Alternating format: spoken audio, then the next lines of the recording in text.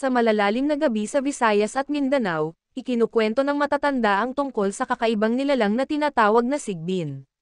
Ayon sa alamat, ito ay isang hayop na lumalabas tuwing gabi, tahimik at halos hindi maririnig ang yapet. Mayroon itong mahaba at malapad na tenga na halos umabot sa lupa, at naglalakad ito ng paatras na para bang baligtad ang katawan. Ang mata nito'y kumikislap na tila apoy sa dilim, at ang buntot ay mahaba at malakas, na ginagamit nito upang hampasin ang mga biktima. Sinasabi na ang sigbin ay may kakayahang sumipsap ng dugo mula sa anino ng tao. Hindi direktang katawan ang tina-target nito, kundi ang mismong anino, at kapag nawala ang anino ng isang tao, unti-unti itong manghihina hanggang sa tuluyang mamatay. Ayon pa sa alamat, madalas itong pinapakinabangan ng ilang mangkukulam o mambabarang bilang alagang pangkulam.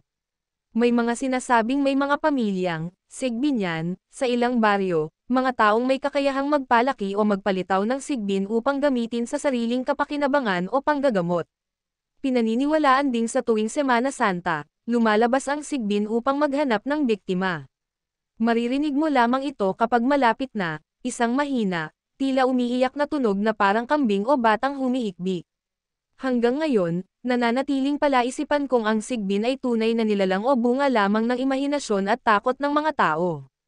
Ngunit sa mga baryong may kwento tungkol dito, mas mabuting umuwi bago lumubog ang araw, at siguraduhing hindi ka mag-iisa sa dilim.